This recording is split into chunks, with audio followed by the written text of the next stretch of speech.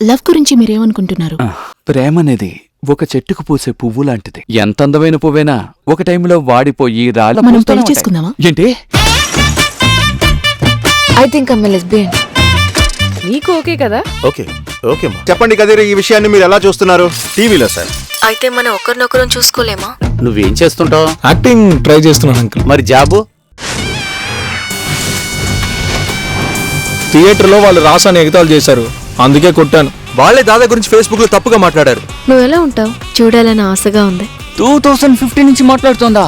దాదా రాసా కలిసి మాట్లాడతారా లేదా? బ్రదర్, వాళ్ళు మాట్లాడతారో అది వాళ్ళ ఇష్టం బ్రదర్. మరి మనకి కూడా ఒప్పుకోకపోతే? అయితే ఇంట్లో వాళ్ళు చూపించిన అబ్బాయిని చేసుకుని నేను ఉంచుకుంటాను. మంచి విషయమే కదండి. ఏంటి మంచి విషయం? ఇద్దరు లవ్ చేసుకుంటున్నారు. ఇంతకీ ఎవరో వెళ్ళిద్దరు? ఇది నా గర్ల్ ఫ్రెండ్, తనేమో నా girl bestie. Girl friend girl best. అవును సార్. మార్చి మాట్లాడుతున్నాడు bro. Very wrong bro. Salaar 2 start చేస్తారా లేదా? 2029 ఎలక్షన్ లో పవన్ కళ్యాణ్ గారు గెలిచారా లేదా? నేను చిన్నప్పటి నుంచి ఆయన ఫ్యాన్ ని. కిడ్నాపర్ వాళ్ళ డిమాండ్స్ ని మార్చుతారా లేదంటే వీళ్ళ ముగ్గురిని హత్య చేస్తారా అని వేచి చూడాలి. దగ్గర నచ్చిందే ఇది. ఎప్పుడు నెగటివ్ గా మాట్లాడతాడు. వైరల్ న్యూస్ వచ్చేదాకా జనాల బుర్రలు పీక్కు తినమే కదా మన పని. సినిమా ఈవెంట్లు అంటారుగా మీరే మా దేవుళ్ళని. అలా అనుకుని మీరు వాళ్ళ గేటు ముందుకెళ్లి నుంచుంటే చొప్పించు కొడతారు. స్కూలు, కాలేజు, ఆఫీసు, కోర్టులో కూడా ఇలానే డ్రెస్ వేసుకోవాలని రూల్ ఉందిగా. అక్కడికి వెళ్లి ఫ్రీడమ్ ఆఫ్ డ్రెస్ అని మన ఇష్టానికి డ్రెస్ వేసుకోగలమా? 2030లో ఒక పెద్ద మార్పు మొదలైంది.